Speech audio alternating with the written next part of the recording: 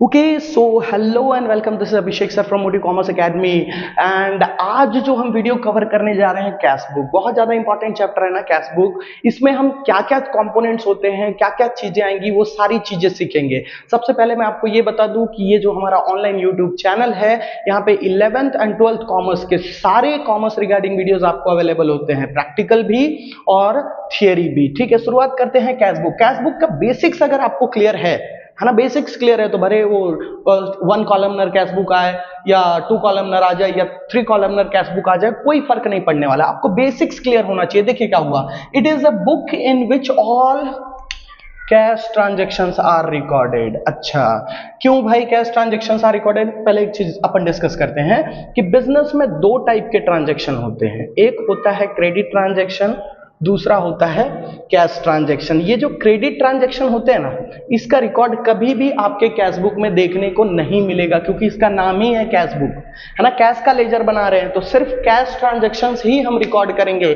Cash transaction का मतलब होता है ऐसा ट्रांजैक्शन जिसमें हम तुरंत पैसा दे दे रहे हैं या तुरंत पैसा आ जा रहा है ना। मतलब कैश ट्रांजैक्शन तुरंत हो रहा है, उसी सारी चीजों को हम रिकॉर्ड करने वाले हैं।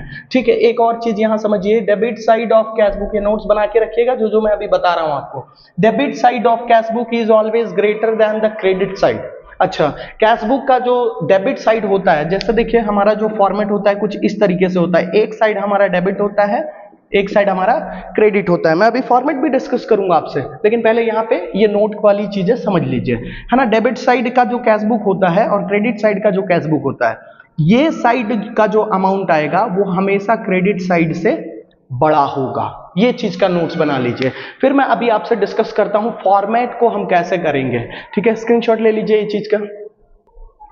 ओके सो बच्चों, पहले डिस्कस कर लेते हैं कि सिंगल कॉलमनर कैश बुक कैसा दिखेगा आपका। ठीक है, सिंगल कॉलमनर कैश बुक कुछ इस तरीके से दिखेगा। ये सेंटर पॉइंट है।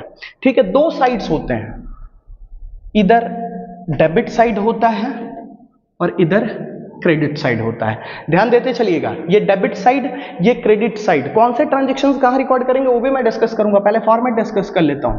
ये रहेगा आपका डेट, देन यहां आएगा हमारा पर्टिकुलर्स, एलएफ, अमाउंट। लिखते चलेंगे, डेट, पर्टिकुलर्स, एलएफ, अमाउंट। यहां पे भी आएगा डेट, पर्टिकुलर्स, एलएफ, अमाउंट। ठीक है, इस तरीके से लिख लीजिए। अच्छा सर, ये पर्टिकुलर्स लिखेंगे तो चलेगा क्या? यहां पे एक चीज आप मेंशन कर सकते हो, रिसिप्ट मेंशन कीजिएगा, रिसिप्ट। और क्रेडिट साइड वाले फॉर्मेट में आप मेंशन कीजिएगा पेमेंट। डेबिट में मेंशन करेंगे रिसिप्ट, क्रेडिट में मेंशन करेंगे पेमेंट। ठीक है, ध्यान रखिएगा, date, receipt, LF, amount. Date, payment, LF, amount, ये रहेगा हमारा फॉर्मेट। अच्छा सर, कौन से रिकॉर्ड्स हम कहां पे करेंगे वो चीज हम डिस्कस करेंगे। एक चीज ध्यान में रखिए कि जब भी पैसा आएगा, वो भले किसी भी रीजन के कारण हो, है ना। कमीशन रिसीव हुआ, पैसा आया ना, यहां पे डेबिट में लिखेंगे। हमने सामान बेचा, पैसा आया ना, हम डेबिट में लिखेंगे। हमने फर्नीचर बेचा, पैसा आया, डेबिट में लिखेंगे। मतलब जब भी पैसा आएगा, कोई भी सेंटेंस हो, कुछ भी सेंटेंस हो, बस उसमें आपको यह ध्यान रखना है कि उसमें पैसा आ रहा है क्या।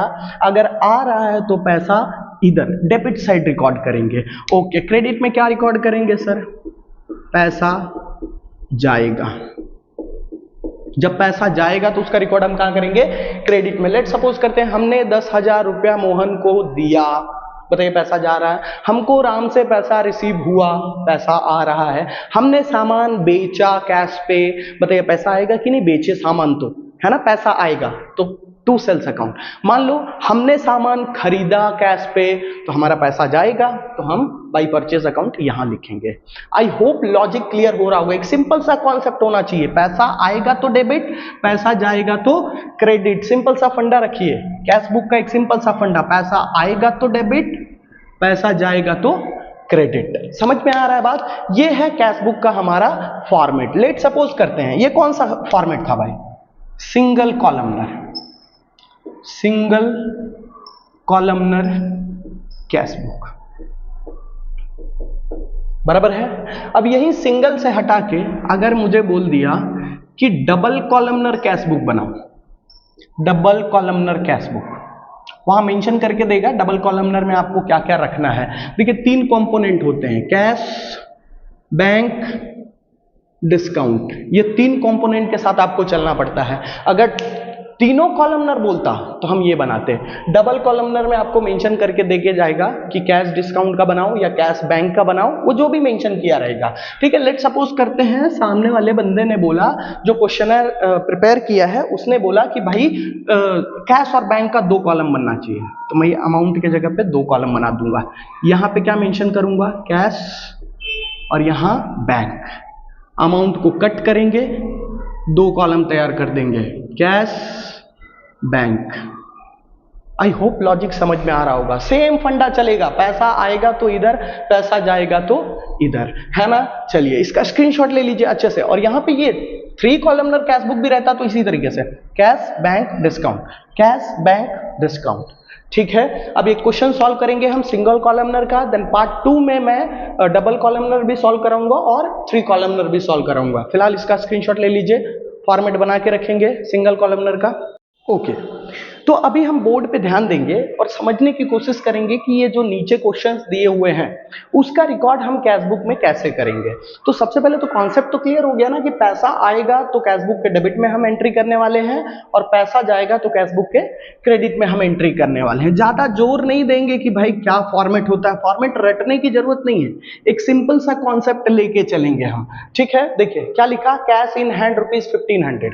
अच्छा, ये पहला रिकॉर्ड तो हमको नॉर्मली करना पड़ता है। डेट 1 है, 1 तारीख का डेट है, जिसमें बोला गया कि हमारे पास कैश पड़ा हुआ है, उसको हमको बोलते हैं टू बैलेंस ब्रॉट डाउन या ब्रॉट फॉरवर्ड। अमाउंट लिखेंगे, कितना पैसा हमारे हाथ में पहले से पड़ा हुआ है, 1500।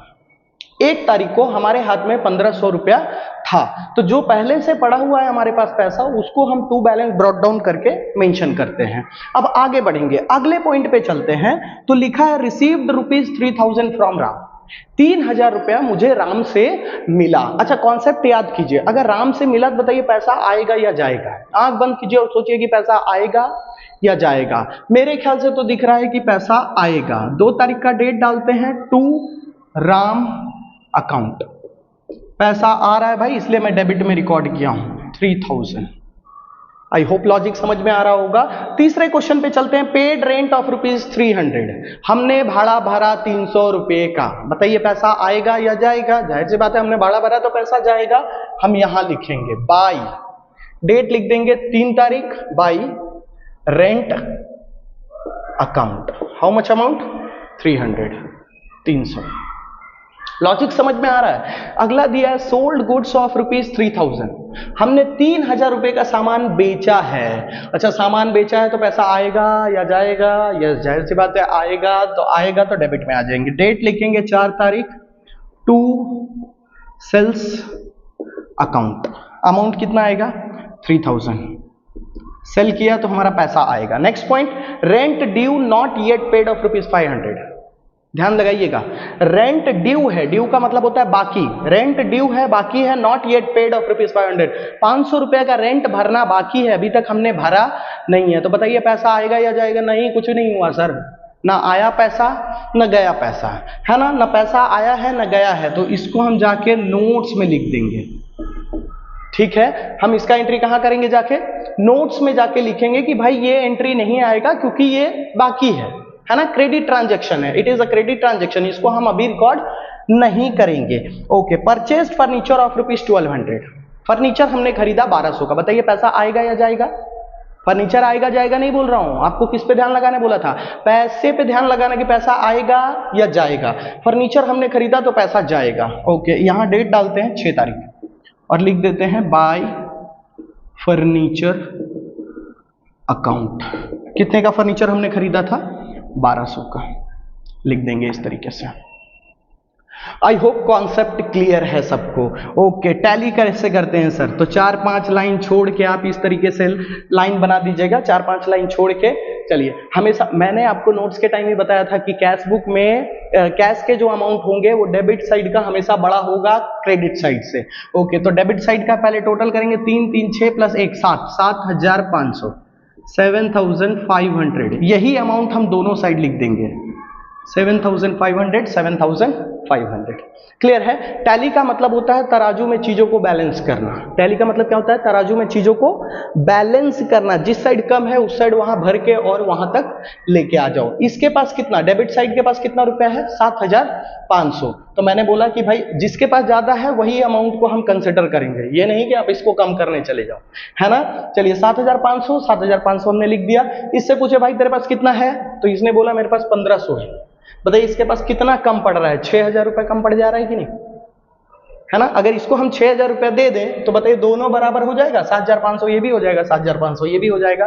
तो यही जो बराबर करने के लिए जो हम अमाउंट लिखते हैं उसको हम बोलते हैं बाई बैलेंस कैरिड डाउन। ये हमेशा लास्ट डेट रहेगा। अगर मार्च है तो 31 लिख दो, अप्रैल है तो 30 लिख दो, है ना। जो भी मंथ रहेगा वो भी डेट का वही लास्ट डेट रहेगा। ठीक है, ये